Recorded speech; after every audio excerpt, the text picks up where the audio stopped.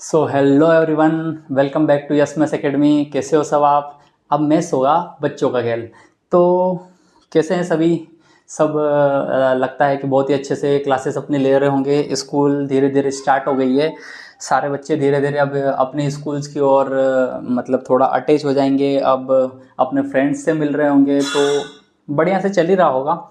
तो कैसे होगा मैथ्स बच्चों का खेल, ये हमारा सबसे बड़ा क्वेश्चन है, जो बच्चे भी मुझसे पूछ रहे हैं और जो मिलने वाले हैं वो भी मुझसे पूछ रहे हैं। तो बच्चों का खेल करने के लिए सबसे पहले किसी भी चीज़ को इतना आसान बनाने के लिए हमें उसके बेसिक्स जो है वो बहुत मजबूत करने पड़ते हैं। मजबूत बेसिक्स और अच्छी सूझबूझ और सारी चीज़ें क्या है, जब हमें पता रहती है तो हमें कुछ डर नहीं रहता है उन चीज़ों का। सारे कॉन्सेप्ट्स क्लियर रहते हैं, सारी चीज़ों का पता रहता है। जब आपको पता है रास्ता कि जाना कहाँ पे है, तो आपके मन में डर नहीं रहता है। बट आपको अगर कहीं पे ऐसी जगह पे जाना है जहाँ पे आपको कुछ पता नहीं है कि वहाँ पे क्या होने वाला है, तो एक छोटा सा भय, डर और एक आशंका सी लगी रहती है। तो बच्चों का खेल बनाने के लिए सबसे पहले हमें उस फील्ड में अच्छे से उतरना पड़ेगा।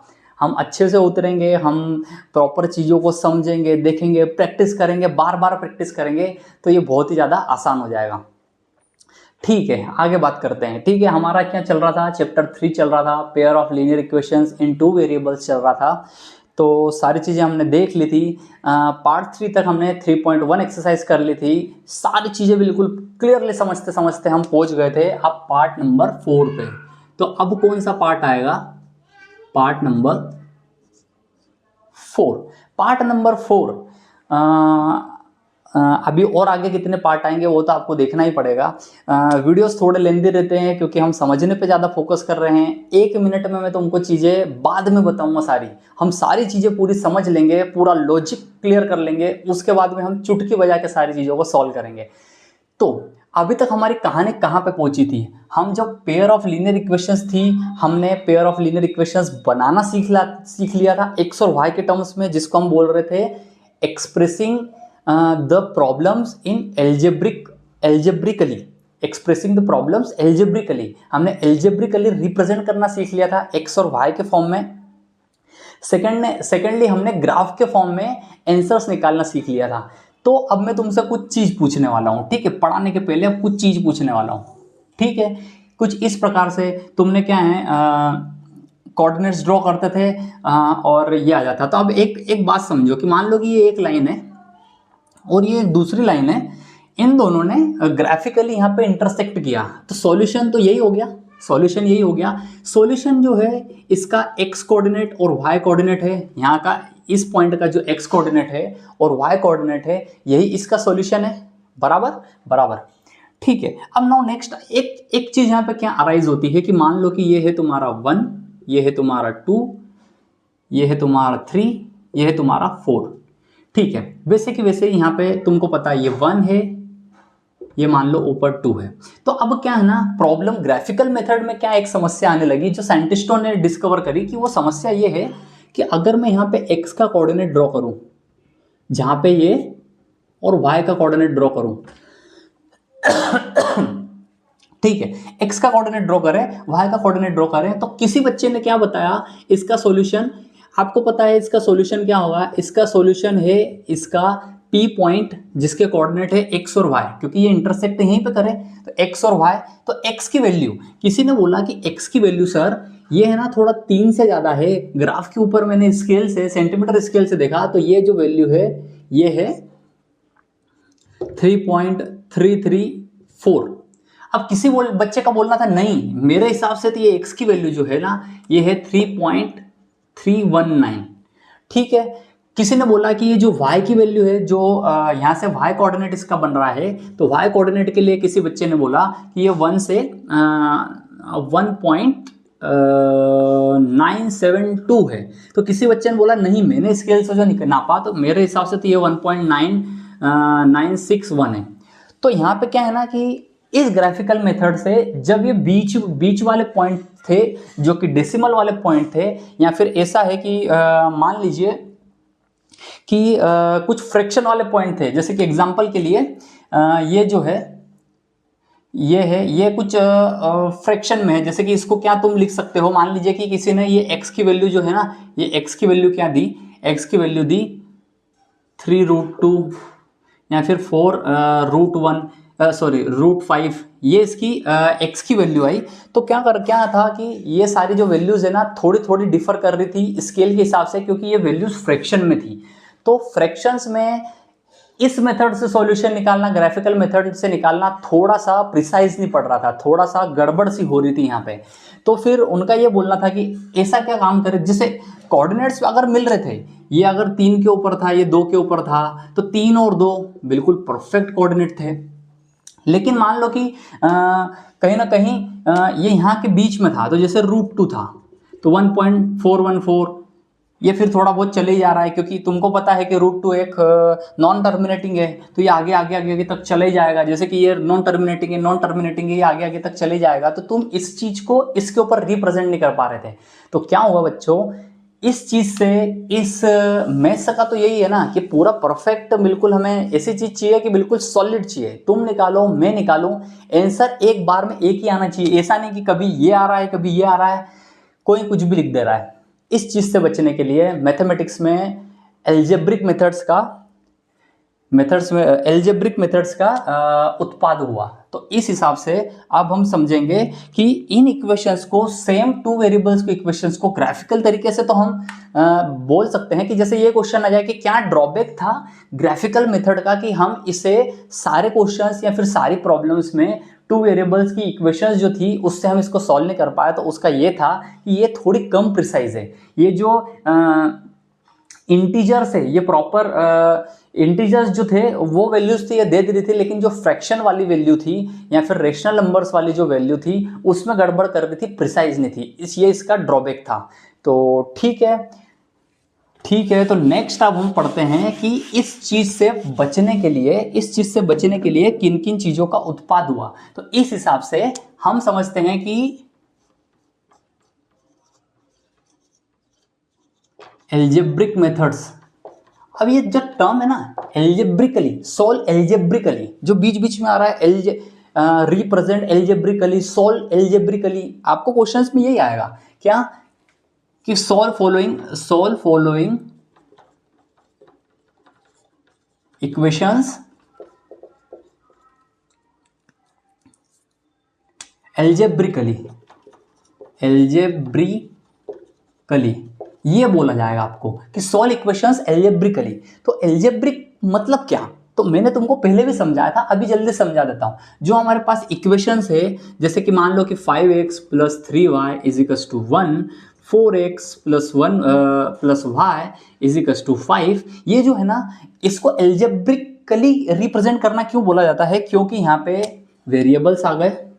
ठीक है, वेरिएबल्स है, कुछ उनके कोफिशिएंट्स है जो कि रियल नंबर्स है।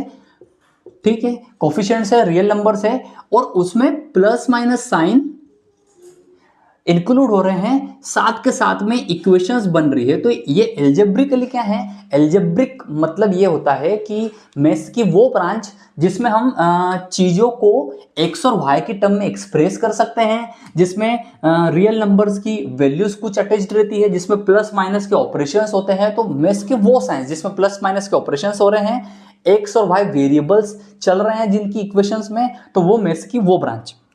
तो इसलिए आपको जब भी आएगा कि एल्जेब्रिकली सॉल्व करना है, मतलब वही है, ये एक्स वाई वाली टर्म्स रहेगी, आपको प्लस माइनस करना है। एल्जेब्रिक मतलब आपको ये सारे ऑपरेशंस भी करना है, एडिशन, सब्सट्रैक्शन, मल्टीप्लिकेशन, ये तुमको जो करना है इसका करो। एल्जेब्रिकली मतलब प्लस करो, माइनस करो, गुणा करो, भाग करो, ये सारी चीजों का जो कॉम्बिनेशन है उसको बोला जाता है एल्जेब्रिक मेथड्स। तो ठीक है, हमको ये वर्ड समझ में आ गया। अब एल्जेब्रिक मेथड्स कौन कौन सी है जिससे हम इन चीजों को सॉल्व करेंगे। ठीक है, तो एल्जेब्रिकली आपको समझ में आ गया, मेथड्स मतलब तरीके। ठीक है, एल्जेब्रिकली मतलब एक्स और वाई वाली टर्म्स जिसमें प्लस माइनस हमको करना है, मेथड्स मतलब तरीके, किन तरीकों से करना है। तो बच्चों, आपकी क्लास में जो बताया गया है, जो कि आपको अपकमिंग एक्सरसाइज में देखना है, तो सबसे फर्स्ट एल्जेब्रिक मेथड्स हम क्यों लाए, क्योंकि ये प्रिसाइज आंसर्स नहीं मिल रहे थे ग्राफिकल मेथड से, इसलिए हम ले आए एल्जेब्रिक मेथड्स, जिसमें है सबसे पहली method substitution method, secondly elimination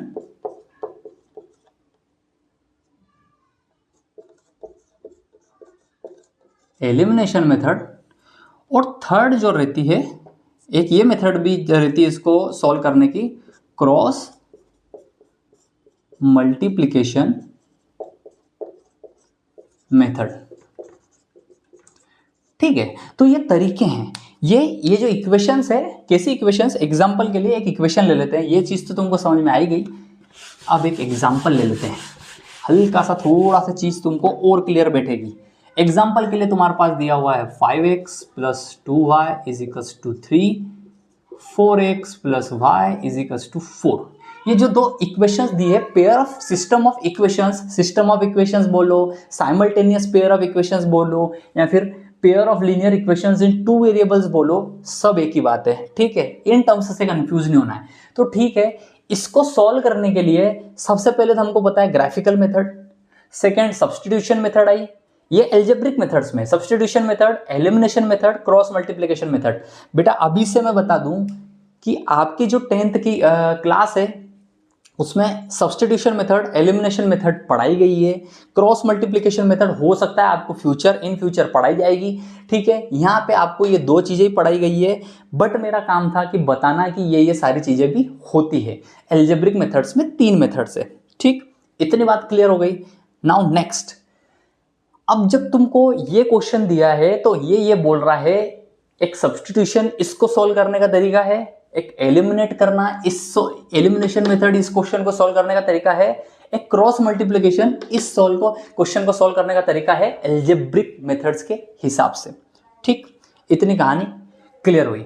now next, मेरा जो क्वेश्चन है, मैं अभी से तुमको बता दूं, ये बार बार मतलब मैं एक बार से तुम्हारा थोड़ा बेसिक फंडा क्लियर कर दूं कि जब तुम्हारी एग्जाम्स रहती है ना, तो डायरेक्ट इसको क्या बोला जाता है, सोल्व फॉलोइंग, जो मैंने ऊपर लिखा था, फॉलोइंग इक्वेशंस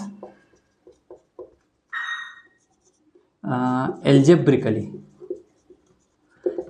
तो बच्चा जब ऐसा बोला गया ना, जब ऐसा बोला गया तो तुम्हारे हिसाब से तुमको जो लगे, सब्स्टिट्यूट करना है सब्स्टिट्यूट कर लो, एलिमिनेट करना है एलिमिनेट कर लो, क्रॉस मल्टीप्लाई करना है क्रॉस मल्टीप्लाई कर लो।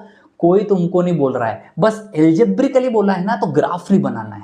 समझ में आया? जब वो बोल रहा है कि ग्राफिकली एक रिप्रेजेंट ग्राफिकली, ठीक है, तो ग्राफिकली में हमको ग्राफ बनाना है। जब एल्जेब्रिकली बोल दिया तो हमें ये 3 मेथड्स में से लगाना है। अगर उसने ऐसा बोल दिया है तो जो तुमको आसान लगेगी हम उससे करेंगे क्वेश्चन, जो हमको फीड बैठेगा हम उससे आंसर उसको निकाल के दे देंगे, कोई दिक्कत नहीं। बट मेरा एक मानना है कि जब क्वेश्चन दिया है ऐसा और उसको एल्जेब्रिकली सॉल्व करने का बोला है, तो हम जो है हम ये केवल 2 मेथड्स ही लगाएंगे। क्यों 2 मेथड्स ही लगाएंगे? क्योंकि बच्चा आपको 10th की क्लास में ये 2 मेथड्स ही पढ़ाई गई है, तो इसलिए हम लगाएंगे। हाँ, जहाँ पे हमें सॉल्व एल्जेब्रिकली नहीं दिया है, कुछ प्रॉब्लम दी है, तो तुमको अगर क्रॉस मल्टीप्लिकेशन लगाना है क्रॉस मल्टीप्लिकेशन लगा देना, कोई बात नहीं, सब सीखेंगे। हमारा मेन मुद्दा है सीखना, चीज़ों को सीख लिए उसके बाद में क्या फर्क पड़ता है। एल्जेब्रिकली अगर बोलेगा तो इन 2 चीजों से लगा लेंगे, क्वेश्चन दिया सॉल्व करो तो हमारी इच्छा हुई तो इन तीनों से सॉल्व करेंगे। ग्राफिकल बोला तो हमने जो प्रीवियस क्लास में किया है ग्राफिकल से करेंगे। इतनी बात क्लियर? टनाटन। एक थम दे देना, बातें समझ में आ रही है तो थम दे देना। तुम आते हो क्लास देखने आते हो, जल्दी से स्किप करके भग जाते हो, बहुत बेकार लगता है मेरे को।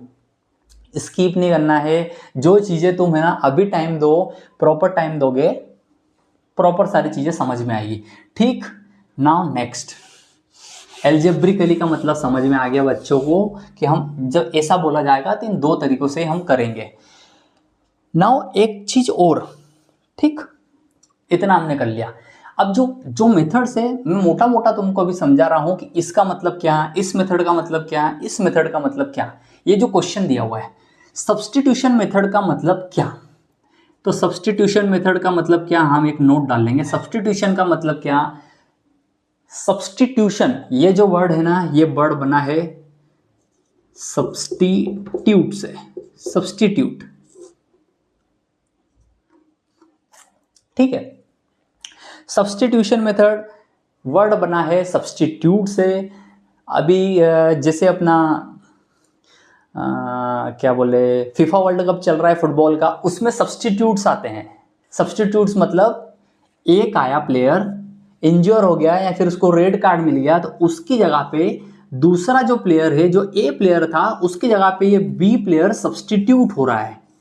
ठीक है, ये हो जाता है सब्स्टिट्यूशन। वैसे ही यहां पे क्या है कि जब आपको दो इक्वेशंस दी हुई है तो हम मान लो कि ये इस इक्वेशन में हम y की जगह पे उसको x से सब्स्टिट्यूट कर देंगे। बात समझ में आई? जो हमारा फीफा वर्ल्ड कप में हो रहा है वैसे ही सब्स्टिट्यूट इसकी जगह पे ये है। तो सिमिलरली सब्स्टिट्यूशन मेथड में हम क्या करते हैं? सब्स्टिट्यूट करते हैं।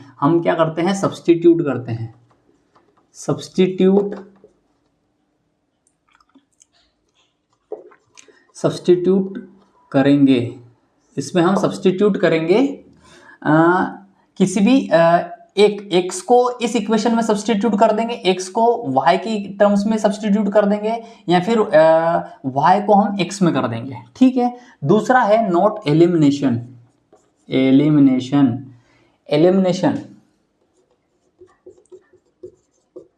मतलब एलिमिनेट करना समझते हो?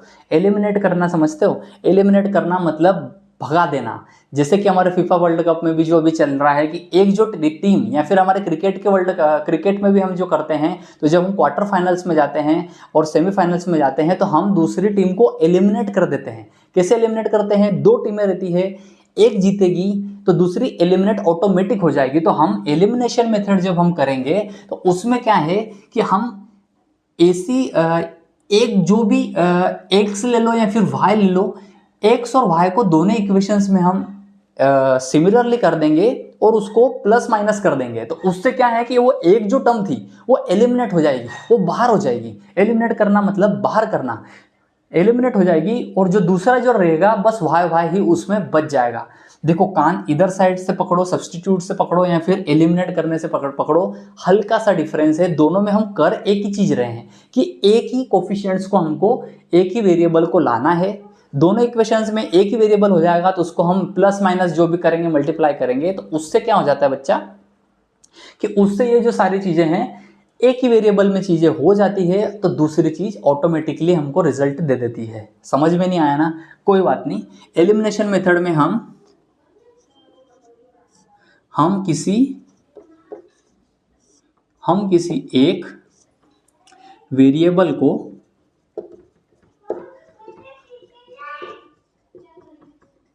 बाहर करते हैं। ठीक है। क्रॉस मल्टीप्लिकेशन, क्रॉस समझ में आ रहा है? क्रॉस करना और क्रॉस मल्टीप्लाई। तो इसमें नोट, हम किसी को भी ना ही तो सब्स्टिट्यूट करेंगे, एक की जगह पे एक को भी नहीं लाएंगे, ना ही किसी को हम बाहर करेंगे, हम सबको रखेंगे, बस क्रॉस मल्टीप्लाई करते हैं। इसमें क्या करते हैं? क्रॉस मल्टीप्लाई करते हैं।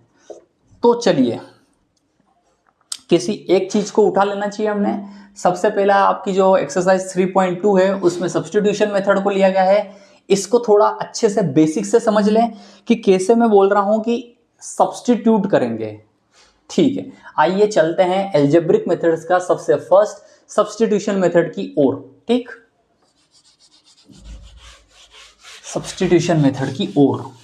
जिस भी बच्चे को नोट डाउन करना हो, अभी नोट डाउन करने जैसा कुछ नहीं था, खाली बातें सुनना है, प्यारी प्यारी बातें सुनो, सर बताना क्या चाह रहे हैं, उसके बाद में सारे मेथड्स अब तो मैं सिखाऊंगा इसे। ठीक है,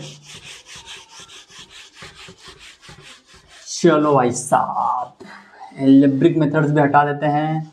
अब यहाँ पे मैं डाल दूंगा हेडिंग सब्स्टिट्यूशन मेथड। क्या?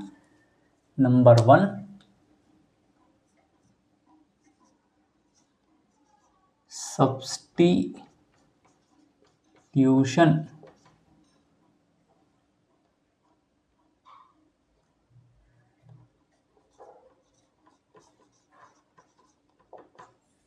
Substitution method.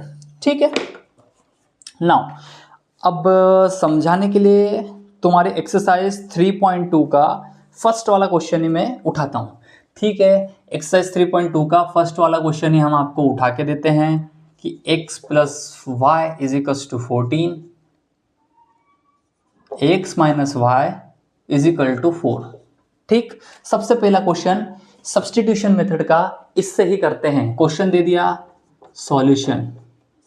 ठीक है, सॉल्यूशन, इसको बढ़िया से हम दो पार्ट्स में डिवाइड कर लेते हैं ताकि इधर भी सॉल्व कर पाए उधर भी सॉल्व कर पाए।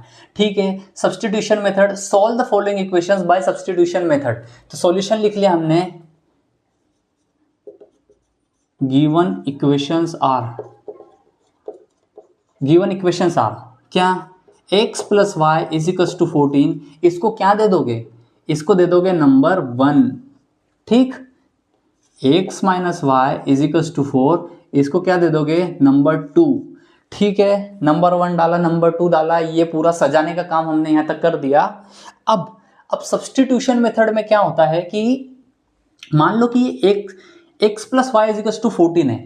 अगर मान लो कि मैं x की जगह पे मैं कुछ और रख दूं y की टर्म, तो ये y जुड़ जाएंगे, कोई सा नंबर रहेगा जिसमें से माइनस हो जाएगा, तो आपका y एक ही बचेगा पूरी इक्वेशन में। हमारा सारी मेथड्स का एक ही मोटो है कि इस इक्वेशन में x और y दोनों है। अगर मैं इसको पूरी इक्वेशन को x के फॉर्म में कर दूं या फिर इस पूरी इक्वेशन को y के फॉर्म में कर दूं, दोनों तरीके से सॉल्व हो जाएगी चीज। अब मैं क्या कर रहा हूं, ये जो इक्वेशन नंबर 2 है ना, उसको लेके चल रहा हूं फ्रॉम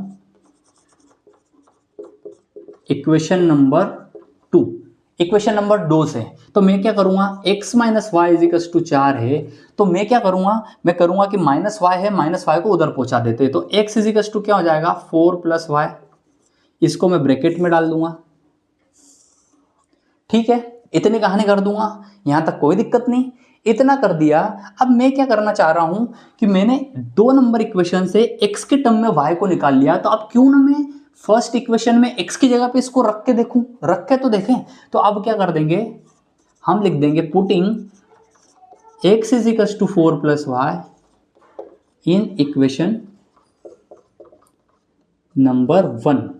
ठीक है, इक्वेशन नंबर 1 में x is equal to 4 plus y रखने पर, ठीक है, रखने पर अब इस इक्वेशन में डायरेक्टली रख दो x plus y is equal to 14, तो x इज इक्वल टू क्या हो जाएगा, 4 प्लस वाई। तो तुम क्या करोगे, रख दोगे 4 प्लस वाई, x की जगह पे तुमने रख दिया 4 प्लस वाई, ये x की जगह पे रख दिया, प्लस का sign y is equal to 14।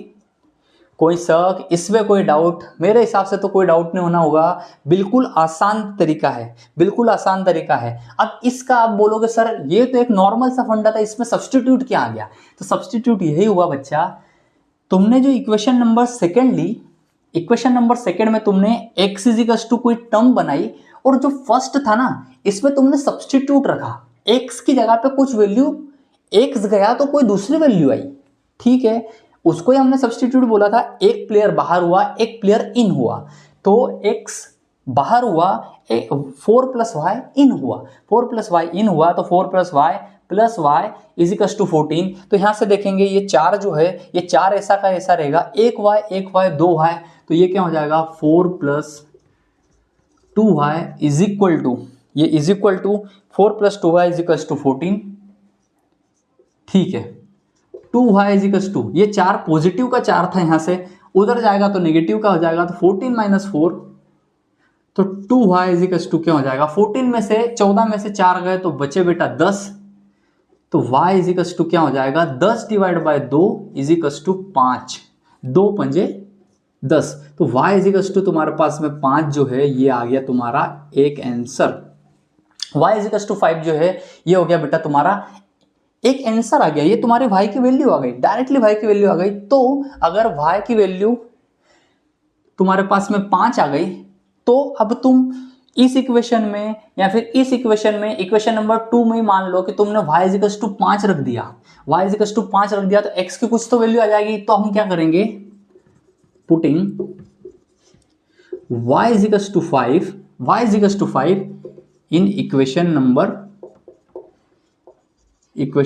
2, equation number 2 में y इज इक्वल टू 5 रखने पर, तो ये क्या हो जाएगा x minus y is equal to 5 रख देंगे, तो 5 इज इक्वल टू 4, समझ में आ रहा है, is equal to 4, x is equal to 4, ये माइनस का 5 जब उधर जाएगा तो प्लस का 5, तो 4 + 5 = 9, तो तुम्हारे पास आ गई x = 9।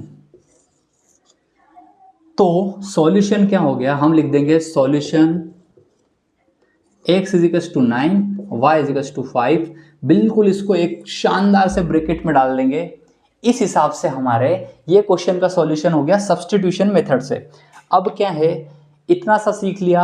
अब इसी क्वेश्चन को करने के मैं तुमको 2 से 3 तरीके बताऊंगा। हमारा यही मोटो है, चीजों को बिल्कुल बारीक तार से समझे। क्या है, मैं नहीं बोलूंगा इस तरीके से तुम करो, इसलिए तो तुमको बता रहा हूं दूसरे भी तरीके। टाइम लगे तो लगे, लेकिन हम पूरा प्रॉपर सीखेंगे भाई। हाँ भाई, इक्वेशन सर दी हुई थी, आपका बोलना है सब्स्टिट्यूशन मेथड से करो। तो सब्स्टिट्यूशन का मतलब किसी भी एक टर्म में आपने x = 4 + y बना लिया। इक्वेशन नंबर 2 ली हमने, जिसमें x - y = 4 किया। x = 4 ऐसा कैसा, y प्लस आपने बोला कि x = 4 + y आ गया है हमारा, तो इसको इक्वेशन नंबर 1 में हमने रख दिया। पुटिंग x = 4 + y इन इक्वेशन नंबर 1, एक नंबर इक्वेशन में रख दिया। तो देखो x की जगह पे ये सब्स्टिट्यूट हुआ ना, x की जगह पे कोई दूसरी वैल्यू आई, बिल्कुल x की जगह पे क्या वैल्यू आई, 4 + y। इसलिए इसका नाम है सब्स्टिट्यूशन मेथड, कि तुमने x की जगह पे 4 + y पुट किया। 4 + y + y = 14। इस इक्वेशन में हमारे प्लस आ गया, प्लस का 4 प्लस का 2y = 14, 2y = 14, ये प्लस का 4 था, उधर जाके माइनस का 4 हो गया। 2y = 10, y = 10 / 2, 5 आ गया। बिल्कुल थंब दे देना यहाँ पे, y = 5। एक आंसर हमारे पास आ गया कि y = 5। Putting y = 5 in equation number 2, हमने इक्वेशन नंबर 2 में y = 5 रख दिया। तो x - 5 = 4, तो x = 4 + 5 उधर चले जाएगा, = 9, x = 9। सॉल्यूशन हो गया x = 9, y = 5। ठीक है, चीज समझ में आई। तो मेरे प्यारे बच्चों, ये था इसका सब्स्टिट्यूशन मेथड का एक एग्जाम्पल। इस तरीके से हम जो है डायरेक्ट हमको जो क्वेश्चंस आएंगे तो हम सब्स्टिट्यूशन मेथड से कर सकते हैं। अब मेरा बोलना है कि किसी बच्चे के दिमाग में होगा कि सर आपने इक्वेशन नंबर 2 से ही x = क्यों निकाला। तो बच्चों x = इसलिए निकाला क्योंकि मुझे ये आसान लग रहा था। यही तो तुम्हें दिमाग चलाना है कि हमें जो भी चीज आसान लग रही है हम वही करेंगे। मैथ्स में हम क्यों उटपटांग चीजों को लेके चले। मैं x = यहाँ से कम निकालूं, 14 और ये है, तो मैंने देखा ना x - y = 4, तो मैंने देखा x y सिंगल है, y उधर जाएगा तो प्लस हो जाएगा, तो मेरी x = 4 + y छोटी सी वैल्यू बन जाएगी। मैं x = यहाँ रख दूंगा।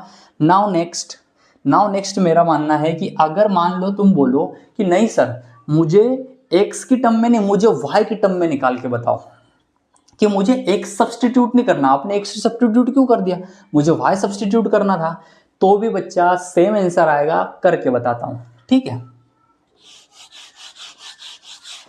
इसको रब कर देता हूं। सारे तरीके में जो सिखा रहा हूं, किसी से भी तुम क्वेश्चन करोगे नंबर बराबर मिलेंगे। बाकी हमारा मुद्दा नंबरों का नहीं है, हमारा मुद्दा है कि जो चीज वो पूछ रहा है वो पूछना क्या चाह रहा है। सीबीएसई में, एमपी बोर्ड में हो, किसी भी चीज में हो, तुम पूछना क्या चाह रहा है। जिस भी बच्चे को इस मेथड को नोट डाउन करना था इससे कर लेना, आगे जो बता रहा हूं उसको करना हो तो कर देना। फ्रॉम इक्वेशन नंबर 2 हमें क्या दिया था, x - y = 4। अब आपकी इच्छा है कि मैं इसको y के टर्म में लूं, तो एक काम करो, यहाँ पे y तो नेगेटिव है, मैं नेगेटिव क्यों, y पॉजिटिव ही लेता हूँ ना। तो एक काम करो, तुम इसको उधर ले जाओ, तो ये क्या हो जाएगा, x = y + 4। सिमिलरली सेम बराबर हो गया। अब क्या करो, ये जो 4 प्लस का है इसको इधर ले आओ, तो ये क्या हो जाएगा, x - 4 ये इधर आ जाएगा, = y। तो आपके पास में क्या आ गया, y = x - 4। ये इक्वेशन आ गई, y की टर्म में आ गई। मैंने x की टर्म को सब्स्टिट्यूट किया था, मैं y की टर्म को भी सब्स्टिट्यूट करके बताऊंगा, सेम आंसर आएगा बच्चा। तो मैंने x - 4 = y, y = x - 4 आ गया। अब हम क्या करेंगे, पुटिंग y = x - 4 इन इक्वेशन नंबर 1। इक्वेशन नंबर 1 में y = x - 4 पुट करेंगे। तो हमने पहले x को सब्सटीट्यूट किया था, x को हटाया था, y की टर्म में सब पूरा बनाया था। अब हम y को हटाएंगे और x की टर्म में सब बनाएंगे। कैसे कैसे रखोगे तुम? x plus y is equals to क्या रख दोगे? x minus 4। तो ये x माइनस 4 तुमने ये किसकी जगह पे रख दिया? y की जगह पे रख दिया, इजिकल्स टू 14। यहाँ पे तो कोई दिक्कत नहीं है, इसको इरेज कर दूं, समझ गए। y की जगह पे हमने x माइनस 4 रखा, एक x, तो ये क्या हो गया? 2x माइनस का 4 वैसा का वैसा इज इक्वल टू 14। तो यहां से देखोगे कि 2x इज इक्वल टू 14, ये जो माइनस का 4 था उधर चले जाएगा तो प्लस का 4 हो जाएगा। तो आपके पास क्या हो जाएगा? 2x is equal to 14 4 18, x is equal to 18 divide by 2 is equal to 9, 2 नमक 18, x इज इक्वल टू 9। ये हो गया आपका पहला आंसर। x की वैल्यू आ गई, x की वैल्यू आ गई। अब नाउ आपकी इच्छा है कि मैं x इज इक्वल टू 9 पहली इक्वेशन में रखूं, आपकी इच्छा है कि दूसरी इक्वेशन में रखूं, जिसमें रखना हो रखो भाई। जैसे एग्जांपल के लिए मैं x is equal to 9 second equation में रखता हूं, तो हम क्या लिख देंगे? Putting x is equal to 9 in equation second. ठीक है, सेकेंड में हमने रखा, ये क्या हो गया? x is equal to 9 minus y is equal to 4, minus का y इधर ही रहने दो 4, ये प्लस का 9 था, ये उधर जाएगा तो माइनस का 9 हो जाएगा। तो माइनस का y इज इक्वल टू 4 में से 9 गए, ऐसा तो होता नहीं है बेटा, 9 में से 4 घटा लो, 9 में से 4 घटाओगे तो 5, बाकी माइनस का संख्या बड़ी थी तो माइनस का साइन आ गया, ये माइनस के साइन से ये माइनस का साइन कट जाएगा, y इज इक्वल टू 5 आ गया। ठीक है, हमने x को सब्सटीट्यूट करा, x को हटा के y की टर्म में लिखा, अभी हमने y को हटा के x की टर्म में निकाला। दोनों मेथड से x की जो वैल्यू है और y की वैल्यू है वो सॉल्यूशन एक ही आया। तो यही है मैथमेटिक्स के फंड है। इसी क्वेश्चन को सब्स्टिट्यूशन मेथड से करोगे, इसी क्वेश्चन को एलिमिनेशन मेथड से करोगे और इसी क्वेश्चन को क्रॉस मल्टीप्लिकेशन मेथड से करोगे, एक ही आंसर आएगा। नाउ अब तुम देख रहे हो कि यहाँ पे केवल x की एक ही वैल्यू आ रही है, y की एक ही वैल्यू आ रही है, तो थोड़ा दिमाग लगाओ। ये जो इक्वेशंस जो हम एल्जेब्रिकली सॉल्व करेंगे वो सारी इक्वेशंस क्या रहेगी?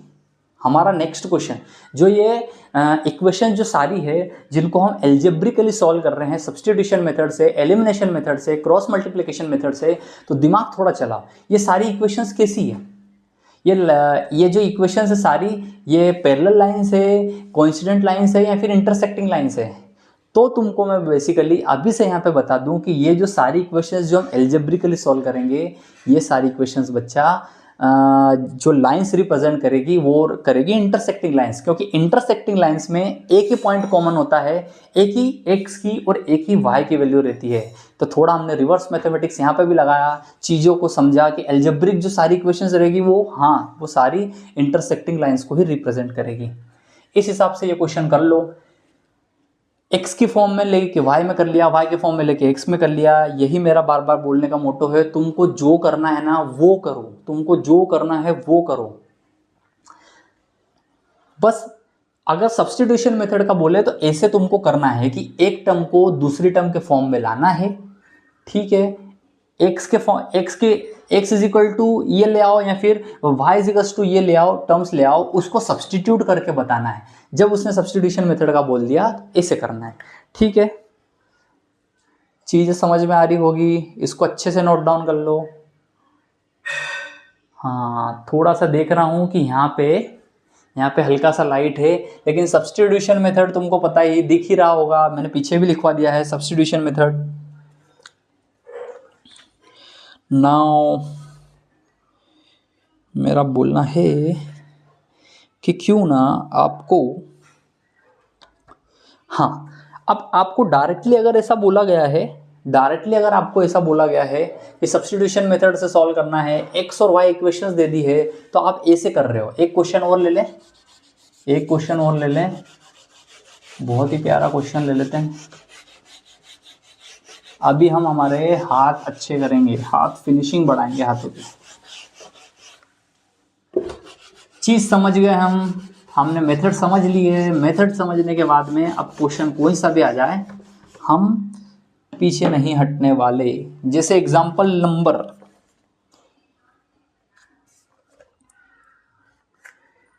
सब्स्टिट्यूशन मेथड, एग्जाम्पल नंबर, जैसे कि आपका एक काम करते हैं, क्वेश्चन नंबर, टेक्स्ट बुक तो लेके बैठते ही हो गए। 3.2 में मैंने फर्स्ट वाला करवा दिया, सेकेंड वाला, थर्ड वाला, फोर्थ वाला जो क्वेश्चन है ना, इसमें पॉइंट पॉइंट में दिया हुआ है, इसको करके देखते हैं। ठीक है, फोर्थ वाला क्वेश्चन नंबर फोर्थ, ठीक है, ये कैसे दिया है, 0.2x plus 0.3y is equals to 1.3, 0.4x plus 0.5y is equals to 2.3। हाँ भाई साहब, अब क्या है बच्चों, इस क्वेश्चन को सॉल्व, उसने बोला है सॉल्यूशन, कि इस क्वेश्चन को तुम सॉल्व करके बताओ मुझे सब्स्टिट्यूशन मेथड से। तो हम क्या लिख देंगे, गिवन इक्वेशंस आर, हम तो सबसे पहला यही काम करने वाले हैं कि 0.2x plus 0.3y is equals to 1.3, ये आपकी हो गई इक्वेशन नंबर 1, और साथ के साथ 0.4x plus 0.5y is equals to 2.3 equation number 2, यहाँ पे लिख दिया। अब क्या है ना कि इसमें इसने जो पॉइंट फंसा है ना, 0.2, 0.3, 1.3, तो ये कुछ और तुमसे करवाना चाह रहा है। करवाना क्या चाह रहा है, तुम्हारे क्वेश्चंस बेटा ऐसे नहीं आते हैं, क्वेश्चन तुमको टेस्ट करने अलग अलग लेवल पे आता है। तुमसे क्वेश्चन ये नहीं बस पूछता है कि इसका सॉल्यूशन दो, वो तुमको पूछता है कि तुम्हें प्लस माइनस आता है, मल्टीप्लिकेशन आता है, तुम्हें टेबल्स आती है क्या, तुम्हारा जनरल नॉलेज चलता है कि नहीं चलता है, कि ये पॉइंट में मैं x की और वैल्यू y की वैल्यू रख के परेशान होता रहूं, क्या ये तुम्हारा जनरल नॉलेज ऐसा चलता है, वो ये सारी चीज़ें सॉल्व करने आता है। तो ठीक है, कोई बात नहीं, हम क्या कर सकते हैं, ये जो equation for equation number 1, from equation number 1, हाँ, इक्वेशन नंबर 1 को यहाँ नीचे उतार लो। अब इसने क्या किया, 0.2x plus 0.3y is equals to 1.3। अब इसको तुम क्या कर सकते हो, तुम इसको ये कर सकते हो कि ये जो पॉइंट है, इस पॉइंट को हटा दूं और इसको ऐसा लिख दूं 2x डिवाइड बाई 10, प्लस इस पॉइंट को हटा दूं, इसको लिख दूं 3y divide by 10 is equal to, इस पॉइंट को हटा दूं तो ये लिख दूं 13 डिवाइड बाई 10। अब मेरे बच्चों ये बताओ कि इक्वेशन कैसी हो गई। अब तुम्हारी 2x आ गई, 3y हो गई, 13 हो गई। अब जो तुम्हारा पॉइंट का था वो तुमसे ये भी जानना चाह रहा है कि तुम पॉइंट देख के घबराते तो नहीं हो। बिल्कुल नहीं घबराएंगे, हमें किस बात का डर, हमें पता है यहाँ से पॉइंट निकाल लेते हैं। एक काम करते हैं, यहाँ पे भी 10 है, यहाँ पे 10 है, 10 का एलसीएम ले लेते हैं, तो ये क्या हो जाएगा 2x plus 3y is equal to 13 divide by 10। अब मुझे पता है ये 10 जो है, ये 10 उधर जाके ऊपर मल्टीप्लाई हो जाएगा, तो मैं क्या करूँगा, कुछ नहीं करूँगा, इसको हटा दूंगा, मल्टीप्लाई बाय 10 कर दूंगा, ये 10 से ये 10 कैंसिल हो जाएगा। तो हमारे पास इक्वेशन क्या बनेगी, 2x plus 3y is equal to 13। तो मेरे प्यारे बच्चों, ये जो हमने किया इसमें कोई हमने रॉकेट साइंस या फिर बड़ा मैथ्स नहीं लगाया। ये जिन बच्चों को आता है उनको बिल्कुल समझ में आ गया होगा कि कुछ नहीं है। तुम ऐसा भी कर सकते हो कि multiplying by 10 to equation number 1 multiplying by 10 to equation number 2। जिसको जैसा करना है वैसा करो, मैथ्स की यही खूबसूरती है।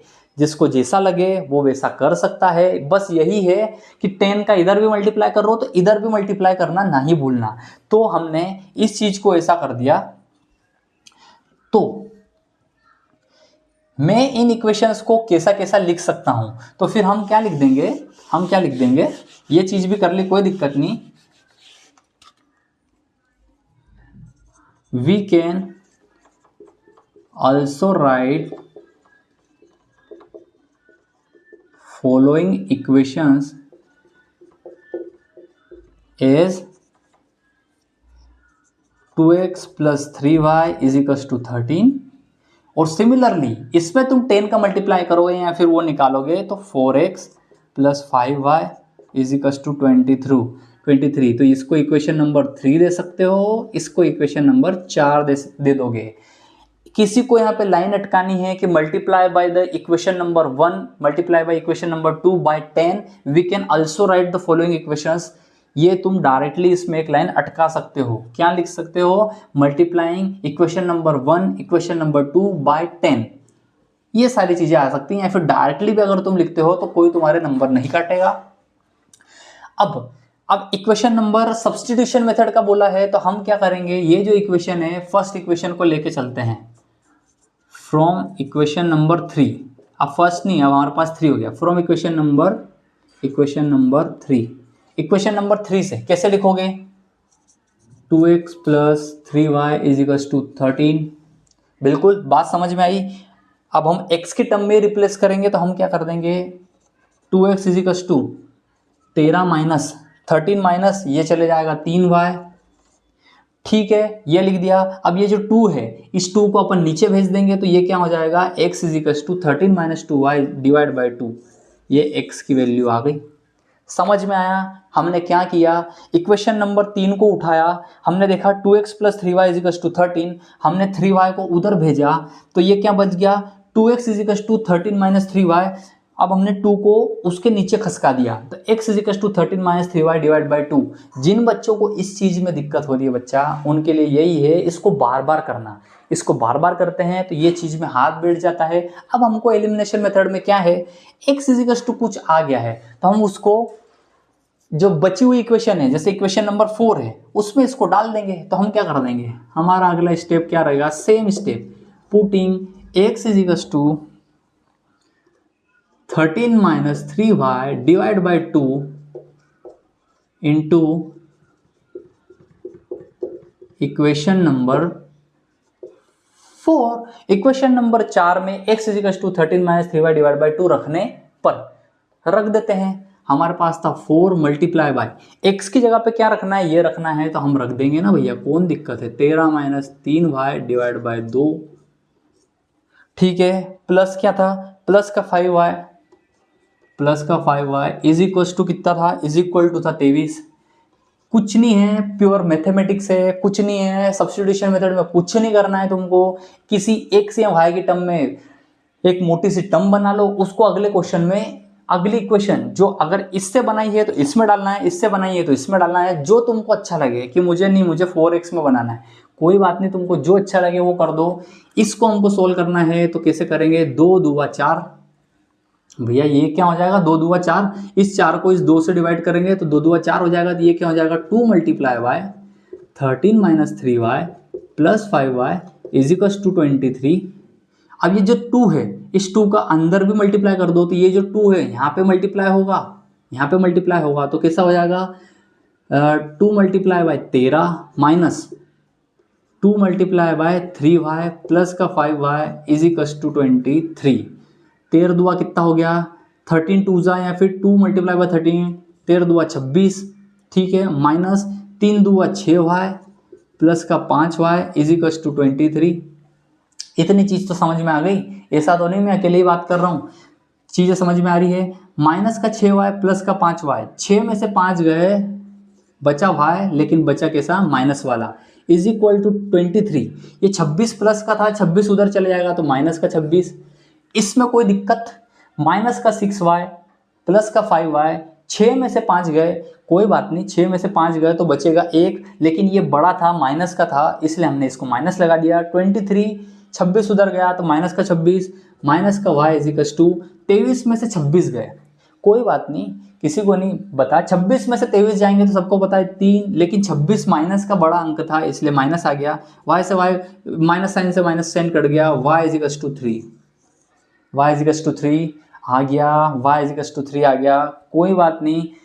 y इज इक्वल टू 3 तुमको इस इक्वेशन में रखना है, इसमें रखना है, या फिर इसका भी एक नाम दे दो ना, 1 2 3 4 इसको दे दो 5 नंबर, ये भी तो एक इक्वेशन ही है एक से इसमें। तो पुटिंग हम क्या कर देंगे, putting y is equal to 3 in equation number 5, इसको एक नाम दे दिया तो हमारे पास x इज इक्वल टू आ जाएगा, x is equal to 13 minus 3 multiply by y is equal to 3 रख दिया, 3 डिवाइड बाय 2। ठीक है, 13 माइनस 3 तिया 9, 9 डिवाइड बाय 2, ठीक है। 13 में से 9 जाएंगे तो बचेंगे बेटा 4, ठीक है, डिवाइड बाय 2, 2 दूआ 4, 2, ठीक है, 2 दूआ 4, तो x इजिकल्स टू क्या आ गया हमारे पास 2, तो हमारे पास सॉल्यूशन क्या आ गया x इजिकल्स टू 2। एक चीज तुमको समझ में आ रही होगी, x इजिकल्स टू 2 आ गया, y इजिकल्स टू 3 आ गया। एक चीज बच्चा तुमको बड़े आराम से समझ में आ रही होगी, वो ये समझ में आ रही होगी कि हम कुछ भी x इजिकल्स टू बी, मतलब हम x की टर्म में भी इसको आंसर निकाल सकते हैं, या फिर y की टर्म में हम कुछ रखते हैं तो x का भी निकाल सकते हैं। दोनों तरीके से हम इसको निकाल सकते हैं। और बेसिक यहाँ पे फंडा तुमको समझ में आएगा कि ये केवल प्लस माइनस का गेम है, इन चीजों को समझने का गेम है। इधर ले जाओ, उधर ले जाओ, क्रॉस मल्टीप्लाई करो, ये बस प्लस माइनस का गेम है, ठीक है। सारी चीजों को अच्छे से नोट डाउन कर लो, फिर हम अगला क्वेश्चन करते हैं, ठीक है। इसको अच्छे से नोट डाउन कर लो।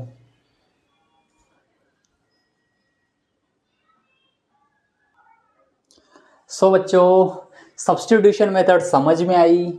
हमने क्या किया, सब्स्टिट्यूशन में हमने कुछ नहीं है, x इजिकल्स टू वाई के टर्म में कुछ बना लेते हैं, y इजिकल्स टू x के टर्म में कुछ बना लेते हैं।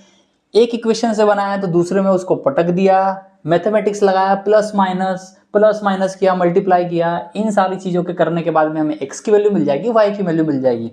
दैट्स ऑल, यही हमारा रहता है सब्स्टिट्यूशन मेथड, ठीक।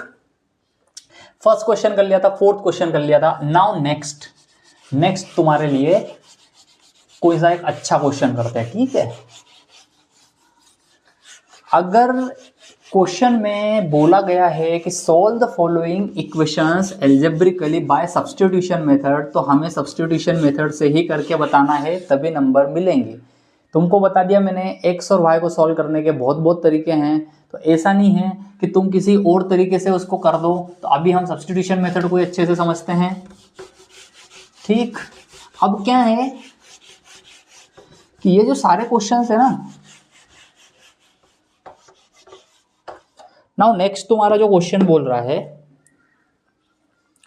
क्वेश्चन नंबर जो तुम्हारा 3 है, क्वेश्चन नंबर जो तुम्हारा 3 है, 3 क्वेश्चन नंबर क्या बोल रहा है, क्वेश्चन नंबर 3 जो है तुम्हारा, उसमें 3.2 में वो बोल रहा है difference between two numbers is 26, one number is 3 times the other, find them, ठीक है। तो इसको जरा नोट डाउन कर देता हूं, क्वेश्चन नंबर 3 तुम्हारा। और साथ के साथ में इसने क्या बोला है, form the pair of linear equation in following problems and find their solution bye substitution method. तो उसने बोल दिया है कि इक्वेशंस को एल्जेब्रिकली लीनियर इक्वेशंस के फॉर्म में प्रॉब्लम्स को कन्वर्ट करो और उसके बाद में तुम सॉल्व करो सब्स्टिट्यूशन मेथड से। तो ठीक है, क्वेश्चन अभी मैं तुमको लिखवा देता हूं। द डिफरेंस, क्वेश्चन ये बोल रहा है difference between two numbers is 26 and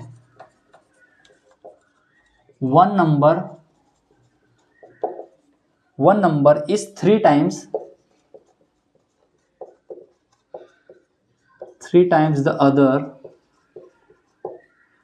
find them मतलब किसको फाइंड करने की बात कर रहा है, नंबर्स को फाइंड करने की बात कर रहा है, ठीक है। नाउ सॉल्यूशन, इस क्वेश्चन का सॉल्यूशन बनाते हैं, ठीक। नाउ एक चीज अपन इससे समझते हैं, गिवन दैट, हमें गिवन तो दिया हुआ है कि डिफरेंस बिटवीन दो नंबर्स के बीच का डिफरेंस, हम इस क्वेश्चन को देखेंगे 26 दिया हुआ है। एक number, one number is 3 times the other, एक नंबर दूसरे नंबर का 3 गुना है। मतलब वो जो नंबर है, मान लो कोई सा भी, मानते हैं ना, लेट अस कंसीडर दो नंबर से, फर्स्ट नंबर, हम फर्स्ट नंबर को क्या मान ले, फर्स्ट नंबर इज x, भाई x मान लो। Second number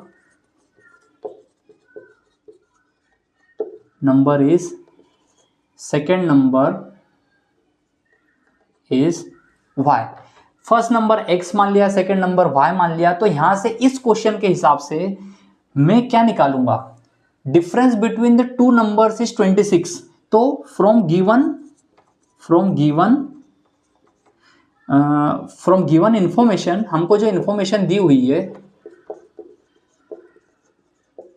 we can write that, हमें पहले इक्वेशंस बनानी है, पेयर ऑफ इक्वेशंस बना रही है। From given information we can write that कि difference between two numbers is 26। अब बेटा यहाँ पे थोड़ा सा झोल है, मतलब थोड़ा सा समझने की चीज है कि हमने x minus y is equal to 26 करा है, मतलब हम यहाँ पे एक चीज, हमने पहला नंबर x मान लिया, कोई दिक्कत नहीं, हमने दूसरा नंबर y माना, कोई दिक्कत नहीं।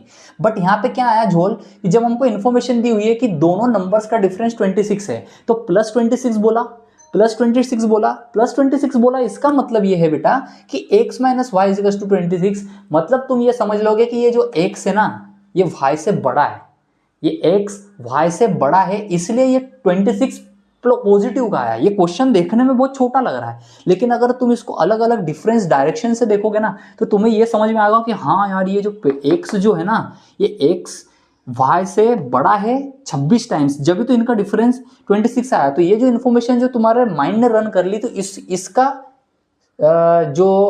हमें बेनिफिट होता है वो क्वेश्चन के अगले पार्ट में होता है।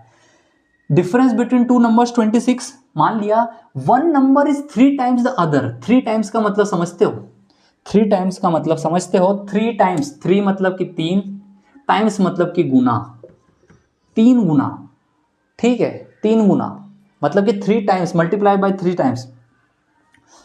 और तो फिर from above information we can write that x minus y is equal to 26, first equation, equation number 1, and also given that, हमको और क्या दिया हुआ है, x इज इक्वल टू, एक नंबर, वन नंबर, मान लो कि 1 दूसरे नंबर का 3 टाइम्स है, तो दूसरे नंबर का x is equal to 3 times है दूसरे नंबर का। तो मैंने क्या लिखा, x is equal to 3y लिखा। क्या मैं इसको y is equal to 3x लिख सकता था? ये क्वेश्चन मैं तुमसे पूछना चाहता हूं। यहाँ पे सब बच्चे कंफ्यूज हो सकते हैं। क्या मैं y is equal to 3x लिखना चाहता हूं? मैं y is equal to 3x तुम लिख सकते हो, बस एक ही कंडीशन में, यहाँ फिर x माइनस वाई मत करना, x माइनस वाई मत करना। क्यों?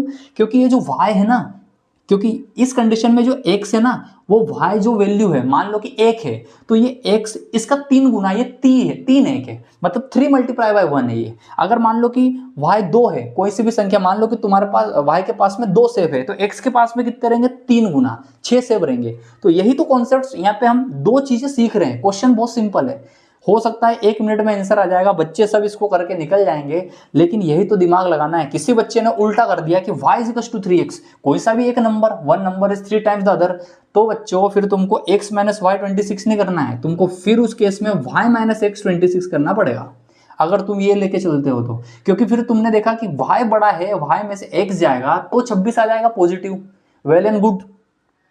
बट इस कंडीशन में जब हम मान के चल रहे हैं कि x को हम बड़ा मान के चल रहे हैं, x में से हमने y को घटाया, फिर भी हमारे पास x के पास, फिर भी हमारे पास 26 बच गया, वो भी पॉजिटिव का, तो हमने बोला कि x बड़ा है, वो जो है वो 3 गुना है y का, ठीक। तो इसलिए हम इस चीज को भूल जाएंगे और हम इस चीज को भी भूल जाएंगे। करना चाहते हो तो y minus x is equal to 26, y is equal to 3x से भी करोगे, वेल एंड गुड, उससे भी आंसर आएगा, उससे भी आंसर आएगा, ठीक है। Also given that x is equal to 3y, ये हो गई इक्वेशन नंबर 2। अब हमारे पास में सब्स्टिट्यूशन मेथड से करने का बोला है, तो हम क्या कर देंगे, putting x is equal to 3y in equation number 1। भाई सब्स्टिट्यूट करना है ना, उसने बोला हुआ है सब्स्टिट्यूट करना है, एक की जगह पे दूसरा रखना है, तो x की जगह पे 3y रखो इक्वेशन नंबर 1 में। तो तुम देखोगे x माइनस वाई था, तो x की जगह पे तुमने रख दिया 3y minus y, y is equal to 26, 3y में से एक y जाएगा तो 2y बचेंगे, is equal to 26, y is equal to कितना हो जाएगा, 26 डिवाइड बाई 2, 2 से 26 को डिवाइड करोगे तो 13 आ जाएगा, तो y is equal to 13, y is equal to अगर 13 आ गया तो x इज इक्वल टू कितना हो जाएगा, x is equal to 3 multiply by y is equal to 13 रख देंगे तो 13, 39, x इज इक्वल टू आ जाएगा 39, y इज इक्वल टू आ जाएगा 13। इस इक्वेशन को रिवर्स में अगर देखोगे तो ये इसको भी सेटिस्फाई करेगी, बिल्कुल करेगी भैया, क्योंकि इसी से तो तुमने ये डिराइव करके निकाला है। यहाँ पे एक लाइन जरूर अटका लेना, putting y is to 13 in equation number 2, equation number 2। ठीक है, इस हिसाब से बच्चों हमारा x is to 39, y is to 13, ये हमारा सॉल्यूशन आ गया। अब इसको थोड़ा सा और अलग एंगल से समझते हैं।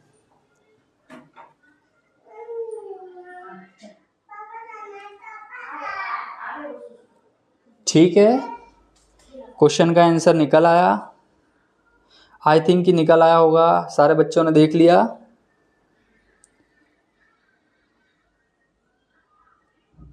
वेल एंड गुड, आंसर आ गया होगा।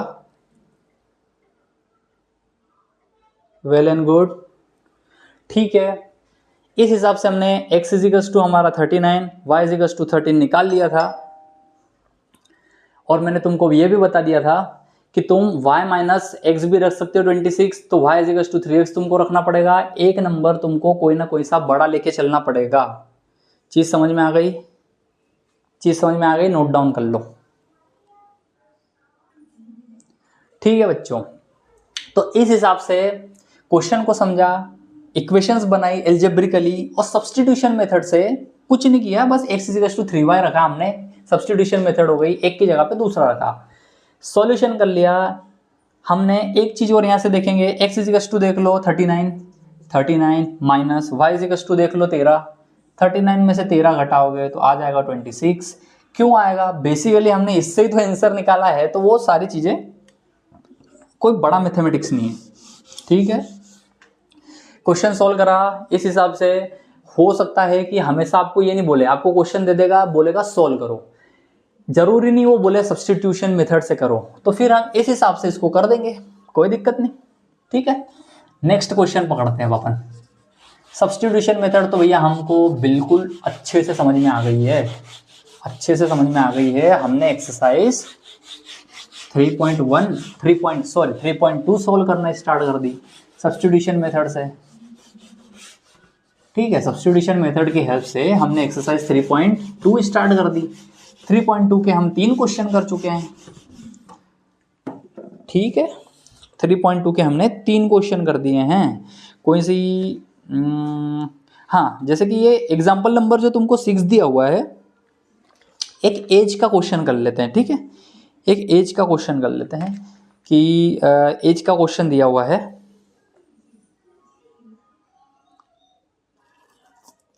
ठीक है, एक एज का क्वेश्चन बहुत इंटरेस्टिंग तरीके से करते हैं। एग्जाम्पल नंबर तुम्हारा जो 5 दिया हुआ है, एग्जाम्पल नंबर 5 दिया हुआ है, इसको कर लेते हैं एज के क्वेश्चन को। एज का क्वेश्चन इंटरेस्टिंग तरीके से कर लेते हैं। ठीक है, तुमको क्या दिया हुआ है? Solve the following questions. Aftab tales his daughter, Aftab क्या बोल रहा है? आफ्ताब टेल्स हिज डॉटर, वो उसकी बेटी को क्या बोल रहा है? 7 years ago I was 7 times as old as you were then। ठीक है, उसने ऐसा बोला 7 years ago I was 7 times, 7 Guna, I was 7 times as old as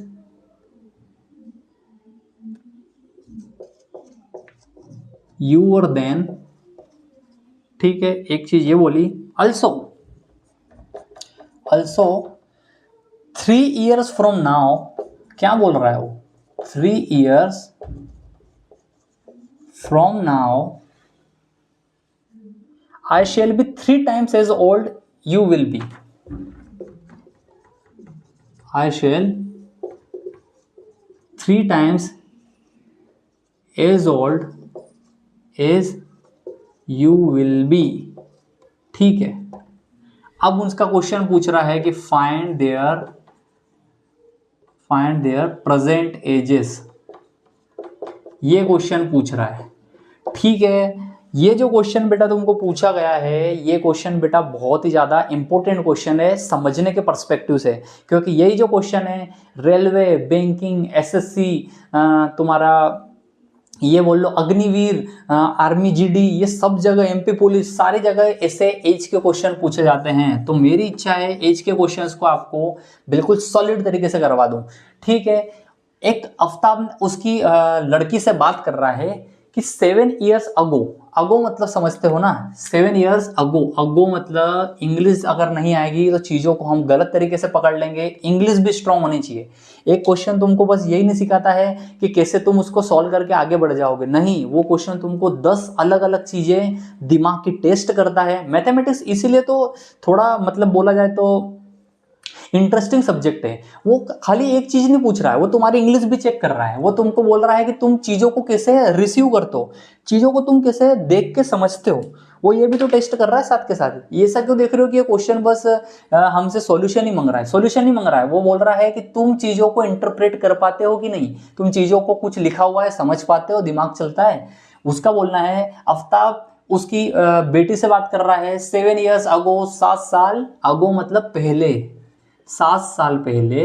आई मतलब खुद की बात कर रहा है, आफ्ताब बोल रहा I was 7 times as old as you were then, as you were then. ये जो वर्ड जो देन लगा दिया ना, ये बहुत ही इंटरेस्टिंग, बहुत ही इंपॉर्टेंट वर्ड है।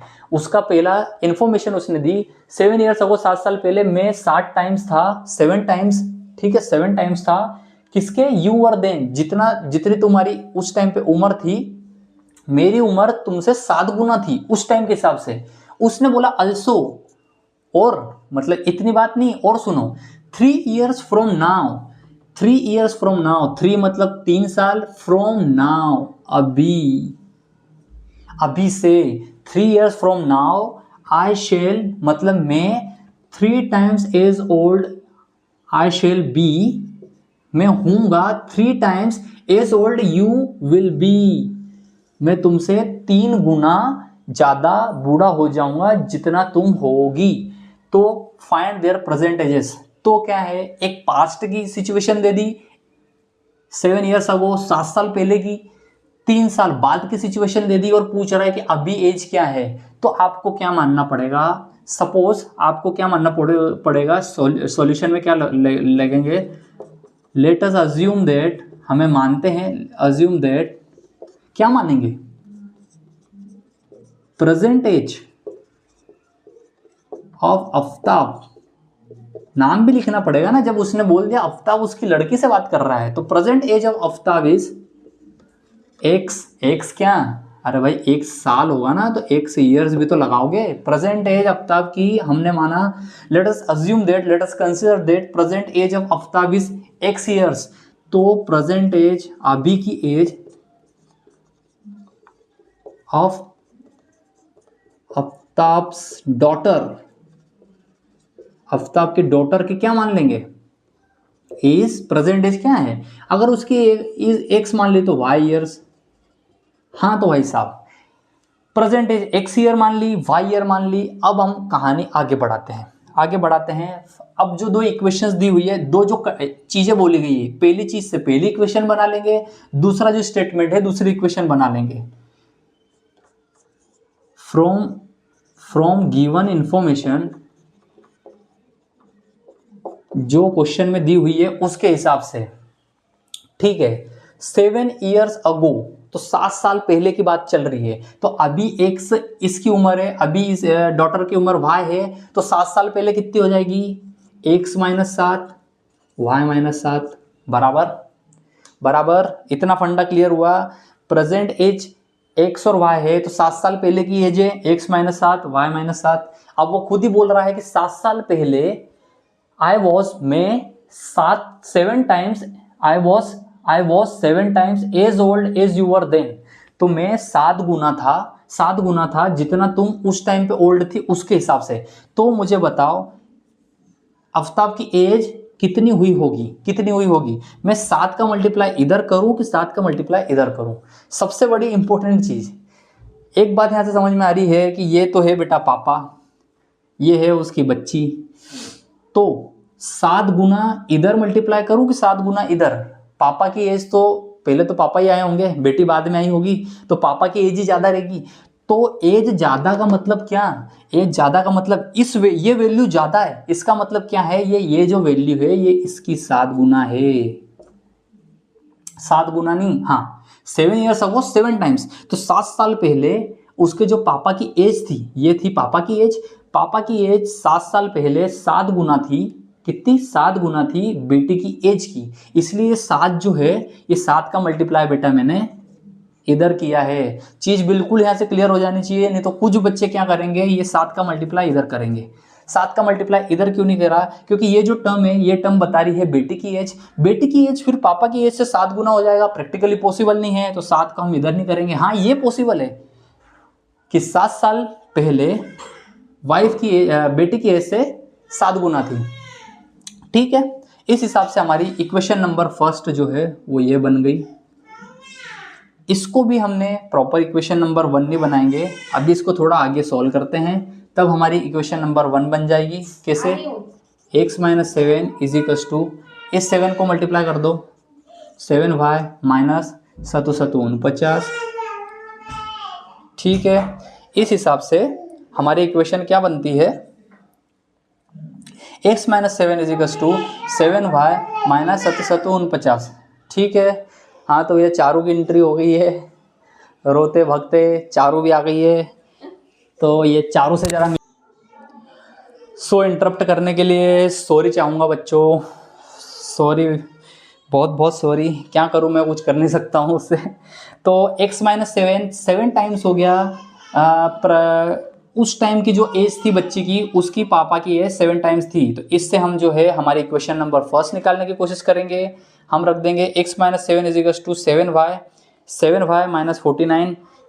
अब इस इक्वेशन को रीअरेंज करना बोलते हैं कि कैसे तुम इक्वेशन के फॉर्म में निकालोगे। इक्वेशन हम क्या करते हैं, x y is equal to number, तो ये हो जाएगा x, ये 7y पॉजिटिव है तो 7y इधर ले आएंगे तो माइनस का 7y, बीच में मैंने इज इक्वल टू लगा दिया, माइनस का 49 था तो ये हो जाएगा माइनस का 49, ये 7 उधर चले जाएगा तो प्लस का 7, तो क्या हो जाएगा x minus 7y is equal to minus का 49 में से 7 जाएगा तो कितना बच जाएगा, माइनस का 42। ये हो जाएगी तुम्हारी बेटा इक्वेशन नंबर 1। इक्वेशन नंबर 1 यहाँ से बहुत ही ज़्यादा जरूरी था इस इक्वेशन को समझना है। ये अगर तुम फंडा क्लियर कर लेते हो तो बाद के वाले सारे क्वेश्चंस जो बनते हैं एज रिलेटेड वो तो हम कर ही लेंगे। साथ के साथ में बच्चों आपको कॉम्पिटिटिव एग्जाम्स में भी आप बिल्कुल अच्छे नंबर लाओगे।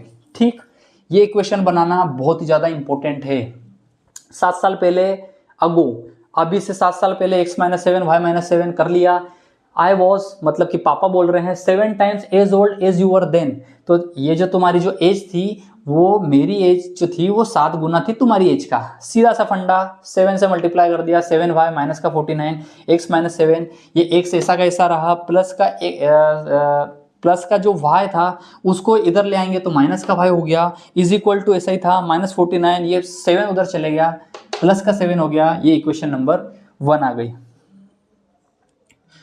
हाँ, अब हमारे पास में also from above इंफॉर्मेशन, हमें ऊपर और इंफॉर्मेशन कौन सी दी हुई है, हमें ये दी हुई है 3 years from now, अभी से 3 साल, अभी से 3 साल, तो x प्लस 3 अभी जो है उससे 3 साल, y प्लस 3 साल बाद की बात चल रही है, अभी x है तो 3 years from now, 3 years from now अभी से 3 साल, x प्लस 3 अभी से 3 साल, y प्लस 3। ठीक है, 3 years from now I shall be 3 times, मैं 3 गुना हो जाऊंगा as old you will be, as you will be, तो पापा की एज जो है वो बेटा 3 गुना हो जाएगी डॉटर की एज का। ठीक है, सीधी सी बात है, पापा की एज x माइनस वाई 3 गुना हो जाएगी, तुम्हारी जो एज उस टाइम पे रहेगी, तुम्हारी एज y प्लस 3 रहेगी तो मेरी एज तुमसे 3 गुना हो जाएगी। इसको रीअरेंज करें तो x plus 3 is equal to 3 का मल्टीप्लाई इसमें और इसमें, तो ये हो जाएगा 3y प्लस 3 3 9। क्या करोगे, x y उधर से इधर उठ के आ जाएगा, minus x minus 3y is equal to 9 minus ये हो जाएगा 3, x minus 3y is equals to 9 minus 3 is equals to 6, ये हो जाएगी तुम्हारी इक्वेशन नंबर 2। ठीक है, बातें समझ में आ गई, चीज़ें मेरे को लगता है कि बिल्कुल समझ में आ रही होगी। अभी तक हमने जो सीखा, हमारा मेन मुद्दा था, अभी तक हमने इक्वेशन बनाना सीखा। ठीक है, अभी तक हमने इक्वेशन बनाना सीखा। चीज़ समझ में आ रही है? एक बिल्कुल लाइक बिल्कुल ठोक के जाना, लाइक बिल्कुल कर देना कि हमने इक्वेशन बनाना सीखा। ये बहुत ही इंपॉर्टेंट है, इक्वेशन बनाना सीख लो। एक बार का सीखा जाता है, इंफॉर्मेशन को इंटरप्रेट करना बेटा बहुत ही ज़्यादा ज़रूरी है। 7 साल पहले 7 ईयर्स अगो हमने ये कर लिया, अभी उसने कहानी खत्म नहीं हुई। फाइंड देयर प्रेजेंट एजेस, अभी x और y की वैल्यू निकालना बाकी है। तो अभी हम सब्स्टिट्यूशन मेथड से चल रहे हैं। तो हम क्या करते हैं, हम एक काम करते हैं, इससे निकाल लेते हैं। तो हम क्या करते हैं, फ्रॉम इक्वेशन नंबर 2 से x इज इक्वल टू क्या हो जाएगा, x इज इक्वल टू हो जाएगा ये 6 प्लस 3y। ठीक, x is equal to 6 plus 3y है, इसको एक काम करो इक्वेशन नंबर 3 दे दो। x is equal to 6 plus 3y, ये भी बोल सकते हैं। तो x is equal to 6 plus 3y हम किस में रखेंगे, इक्वेशन नंबर 1 में।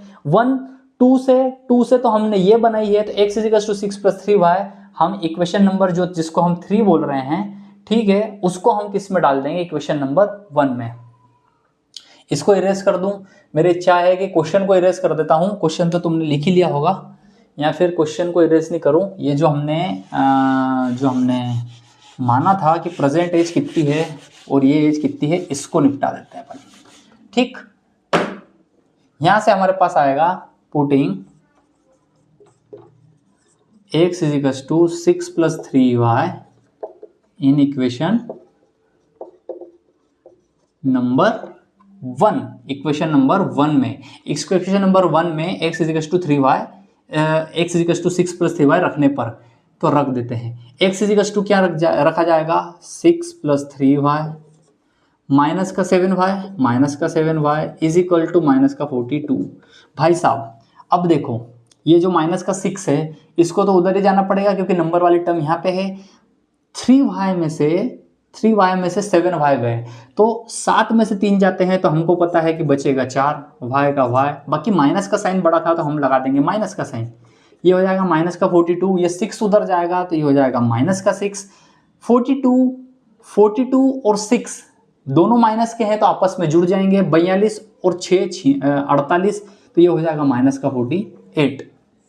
ठीक है, अब देखो माइनस का 4y is equal to minus का 48 तुम्हारे पास बन गया है। ये माइनस साइन से ये माइनस साइन कटेगा, y इज इक्वल टू कितना हो जाएगा, 48 divide by 4।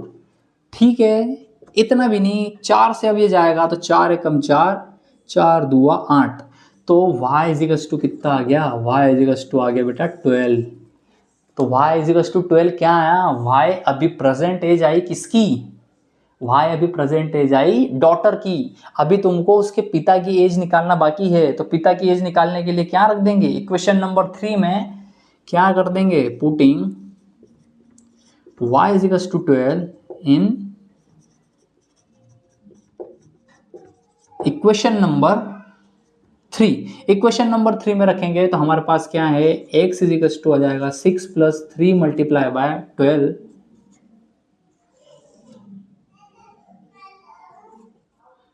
x is equal to क्या हो जाएगा, 6 plus 12 24, x is equal to, ठीक है 12 24 ही है, 12 24 36, सॉरी सेकेंड टाइम 36, 36 36 और 6 हो जाएगा 42। तो x इज इक्वल टू हो जाएगा 42, y इज इक्वल टू आ जाएगा 12। यहाँ से तुम बिल्कुल आराम से देख सकते हो कि x इज इक्वल टू जो पिता की एज है, पिता की एज निकल के आ गई 42 साल, लड़की की एज निकल के आ गई 12 साल।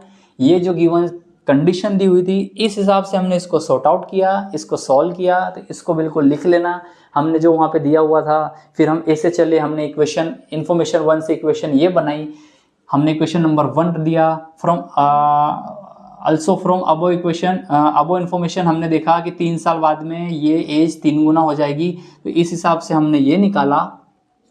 और सॉल्यूशन तो तुम्हारे पास में एग्जाम्पलर क्वेश्चन है ये, तो तुमको मिल गया कि वाई जो है 12 साल उम्र आ गई, एक्स जो है 42 साल उम्र आ गई।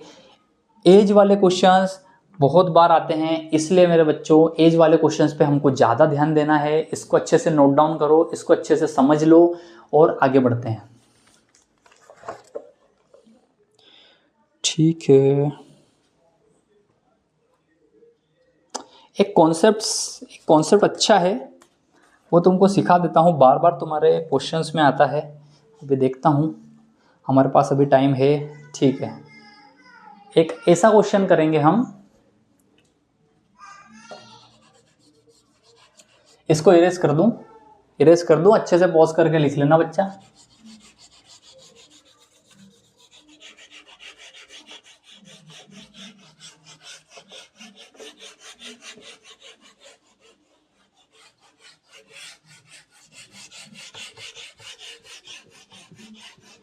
देखो, समझाने के सबके तरीके अलग है। आपके टीचर्स आपको किसी और तरीके से समझा रहे होंगे, मैं किसी और तरीके से समझा रहा हूँ।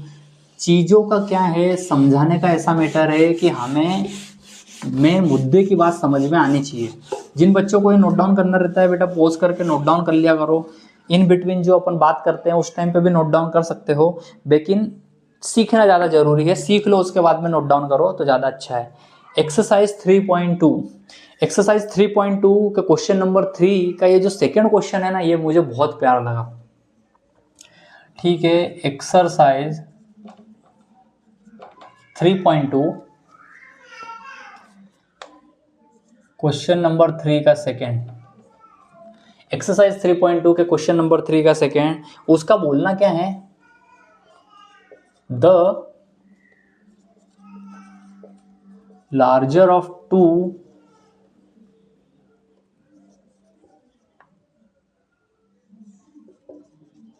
supplementary angles, the larger of two supplementary angles exceeds, है ना,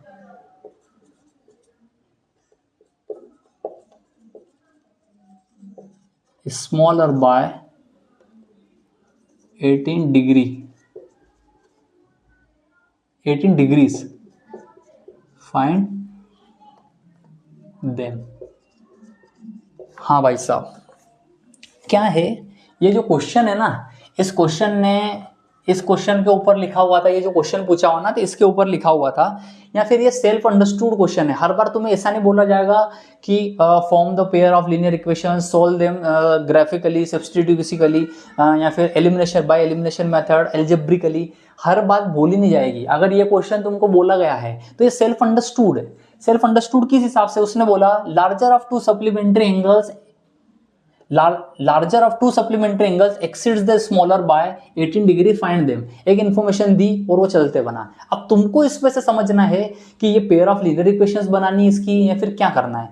तो ठीक है, सॉल्यूशन जो इन्फॉर्मेशन दी है ना, उसको पहले इसमें नोट डाउन कर लिया करो। मेरे हिसाब से जैसे तुमको क्वेश्चन सॉल्व करना है तो गिवन दैट ये जरूर निकाल लिया करो। ये जो लाइन है ना, इस लाइन को लिख लिया करो। कौन सी लाइन, लार्जर